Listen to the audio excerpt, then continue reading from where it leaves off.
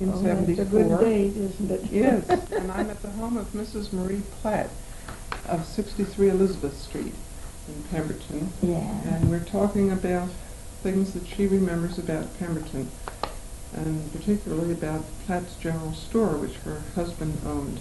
Or did you both own it? Oh, no, he and his father owned it. Mhm. He and his father. And he started there as a clerk, I think you said. No, he started as errand boy. Oh, as an errand boy. Oh, yeah, before he was any clerk, he was His father errand boy. was the clerk. Yeah, yeah. Charles Platt. That's right. And your husband was Maurice Platt. That's right. Do you remember about what year they started, or? Oh, my husband started before I come to Pemberton, I guess. So. And you came to Pemberton when you were 10 16, years old. Yeah. In what year? I'm 79 now. You were 10 years old. That would be 69 years ago. Yeah. I'm 74. How's your arithmetic? Oh, not good without a pencil and paper, Tylie. 1905, I guess. Sure. Now, Platt's store was located at the corner of Elizabeth Street and Hanover Street, and it's now occupied by the dentist, Dr. Johannan. And the beauty parlor. Oh, come on, speak up. And the beauty parlor, the other side was Yes. all in the store. That was the then. whole thing. That was dry goods and general store. And were there two different divisions? I mean, was there a division between the two stores? And No, there was steps to the other room, but it was all in one. And did you sell different sorts of things in the two Oh, sides? yes. Groceries on one side and dry goods on the other side. Notions. Mm-hmm. And was there a back store? Yeah, oh, yes, a back store where they kept their fish and mackerel and their molasses kegs and...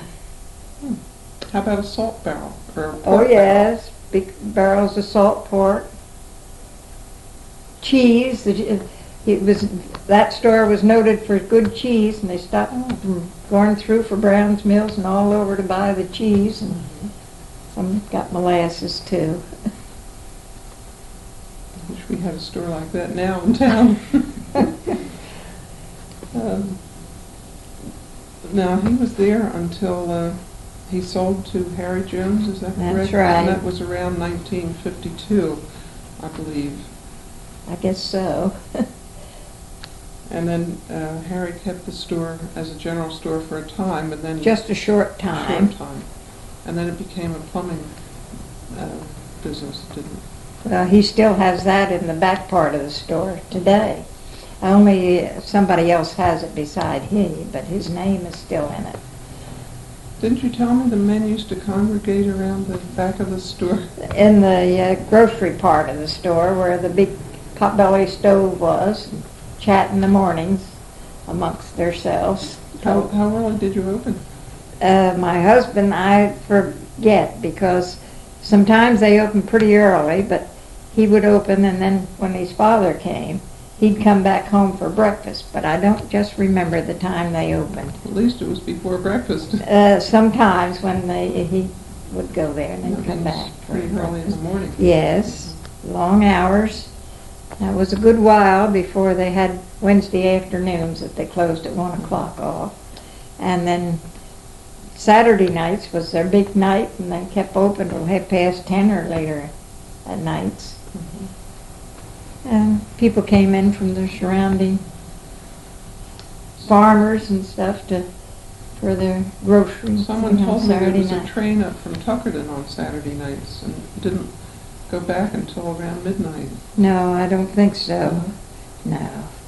No, the trains didn't come here from Tuckerton, ever. Was Heightstown that way, but they had gone, they never come in for nights. How late would they be open Saturday night in the store? Well, I guess it was 10:30 or after. You see, I never worked in the store or stayed in the store. You did work in the ice cream parlor, you said. Before I was married. And that was located where? Down where Holzbars live today, on Hanover Street. Kamm's had that. That was next to the inn? Yes. Now, is that where the hobby shop is today? No, that's the other side where Mariah lives. It was Tylie White sometime had way back a good while ago, an oyster place in where the hobby shop is now. Oh, that was the oyster place. Oysters and ice cream. Yeah, But, that was but Tylie the one you White. worked at was just ice cream. Yes, that was Kamm's, K-A-M-M. Well, now, did they both have ice cream places there at the same time, or was that a different era? They might have been there at the same time, I'm not quite sure. That was before 1930. Oh, it was before 1915, because I was married in 1915. Yes, I thought it was longer ago than that. And you did what, waited on the tables? Yes. Took orders? Yeah. Did they make the ice cream there? No, they bought ice cream. And they had some baked goods, and they had penny candies. Lots of them. We had lots of children come in and buy penny candies. Now, was this down in the basement? No, this was not. on, yeah. But Kamm's wasn't it? That was down in the basement of the Pemberton Inn, Yes. where they had the Oysters. oyster stews, and then they had greens and bananas and fruit stand, and they'd bring it up on the outside wooden stand to sell in the daytime, take it down in the basement for overnight. Peanuts they sold. I heard one story about the men used to gather down there playing cards, and the peanuts shells would be up to your shoe tops. That could be.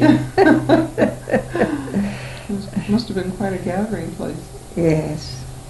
Yeah. How long did you work for Kamm's? Oh, not only a few years, very few.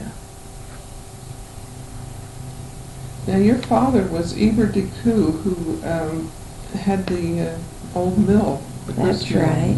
And he rented it, I believe, from Anthony Morris. That's right.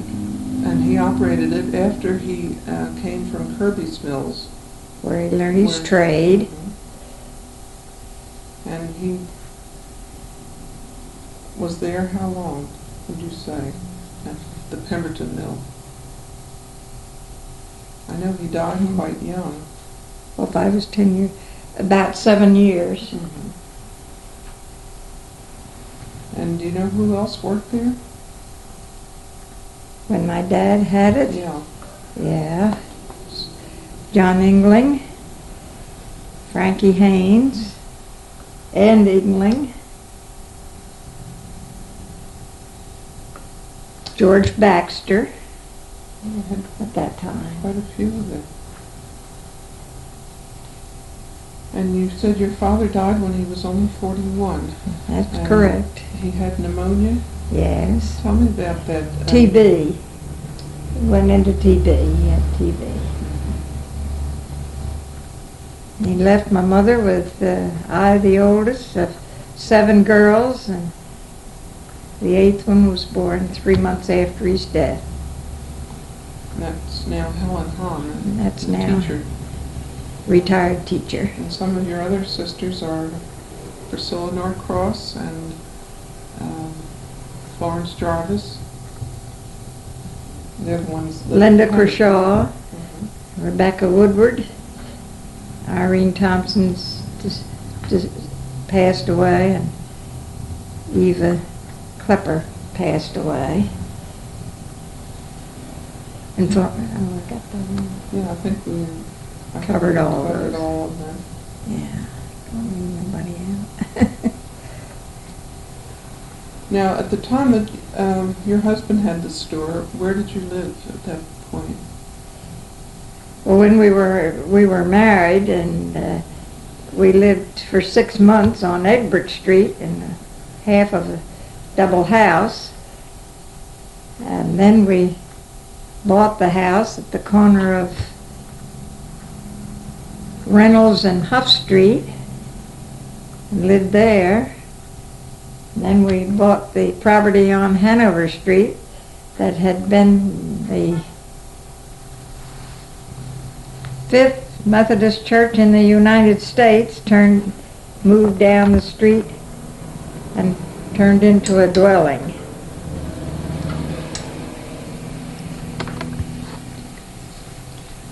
I wanted to ask you about that. On this little pamphlet of the Methodist Church, there are 3 pictures in here of the various churches.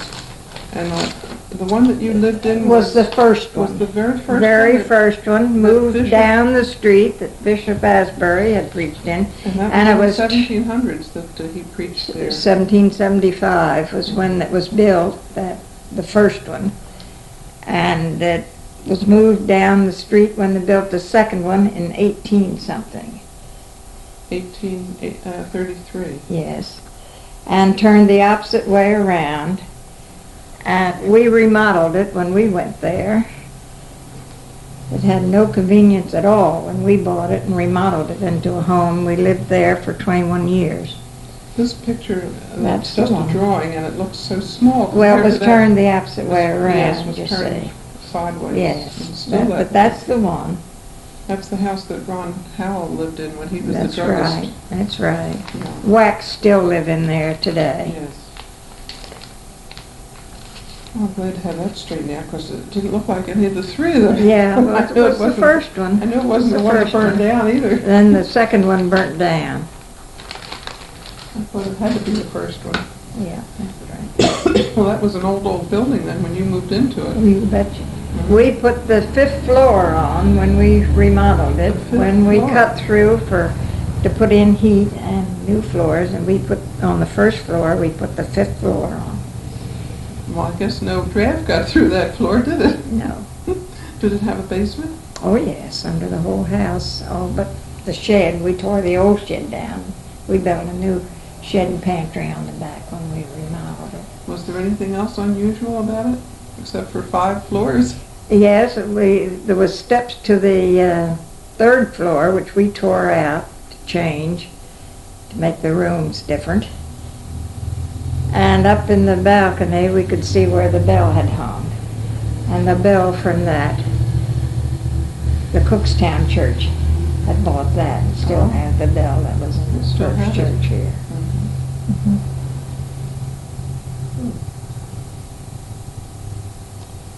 We had a picture of the old mill, and there was a horse on the mill wagon there that you had something to say about. I wasn't sure whether that was our mill wagon or not, but the horse, I couldn't see the face, but our mill horse was a beautiful, large sorrel with a beautiful light tail and a beautiful white face. Was the heaviest horse and could pull loads of feed on the wagon. How far away did they haul the feed from Pemberton? Would it go out to Oh, just around to the Farms. farmers, and then, within, what, a 5-mile radius perhaps? oh, maybe further than that, I'm not sure. And then you said something about you had carriages and riding horses. too. Yes, we had a barn and we had some riding horses. Some horse we'd take from some bakers that couldn't pay for the flour they had, and we'd take that. And we girls we used to ride with Marion Blaetz. Her father was a teacher and superintendent of schools around here at that time. Where would you go riding? I guess Or just around the back roads. There was lots of back roads around Lots of here. places same to as ride in those now. days. Yes, yeah. And probably through the woods. Yeah, not too far at a time. And you sold to quite a few bakers, I suppose. Yes. Just in Pemberton or other Well, communities? no, just in Pemberton.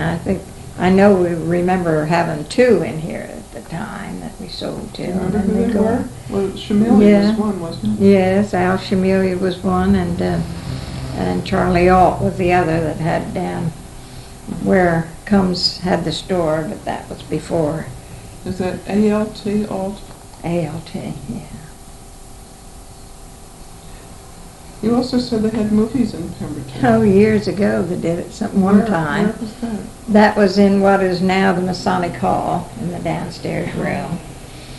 And all the people used to make a big account of going to the Saturday night movies down there. And who had them, do you know? No, I don't know who had them there. It was a regular commercial Yes. venture then. I think my sister Florence played the piano for some of it, some of the time down there. Silent movies, of Silent course. movies, yeah. I had heard that when I first came to Pemberton that they had movies. Did you say in the basement? No, on the first floor. On the first floor. Yeah, see the lodge halls upstairs. Mhm. POS of A had, I think, owned it that time, before the Masons.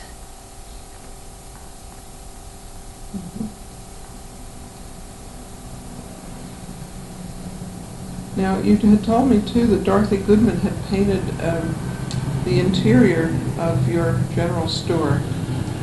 And I talked with her today and asked her if she knew where the painting was, and she said that Howard Emmons and Devere Emmons had that. Yes, that's right. I'd certainly like to see that. That'd be really interesting. Yes, she got every item in there. The Must have been barrels and She told me how much she enjoyed painting it. the coffee grinder and What else did you have in there? oh man, I can't remember. All kinds of things. The crackers and cookies used to come in square boxes that had a lid you lift up with a glass on, I know. I think I remember that. Not in Yeah. your store, but in others. Yeah. Yeah. We used to get things down off the shelf with a long pronged hook Yeah. from the high shelves. I guess you had one of those. Yeah. And then you There's sold clothing, you said, boots and... No, Didn't they? they sold materials Oh. and notions and those kind of things. But not clothing. But not dresses or, I guess work pants maybe and overalls, things like that. And maybe, I don't know whether they ever sold any shoes or not. I can't remember that from not being in the store. And before your husband owned it, when he was an errand boy and his father was the clerk, it was owned by whom? William Bishop, Mhm. before our folks got it. And he lived in Pemberton? Yes.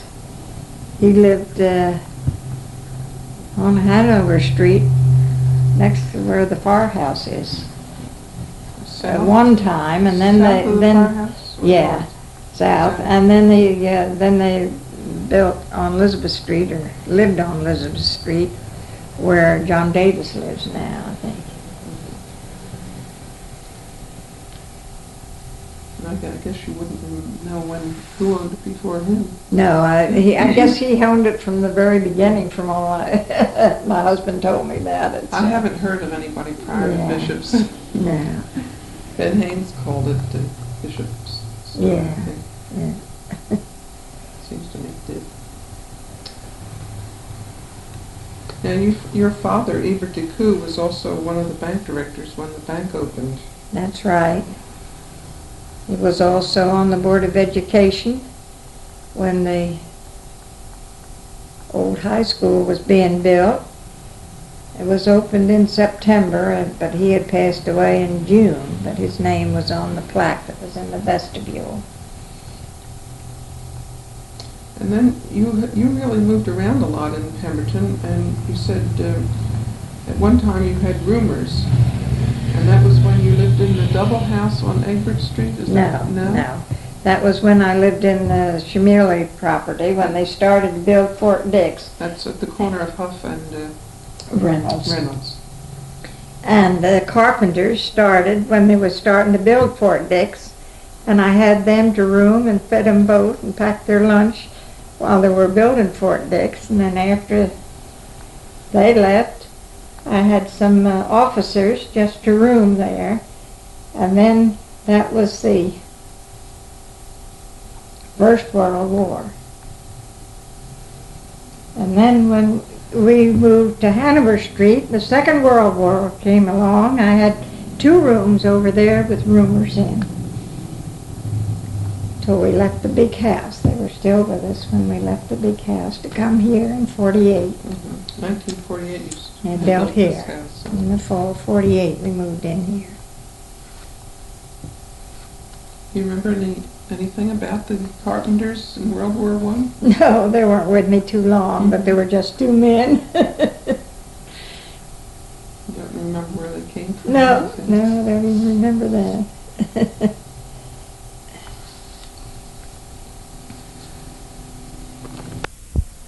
I think we've covered just about all that we had talked about previously, and I want to thank Mrs. Platt very much for cooperating and being recorded. This recording was made on September 13th, 1974.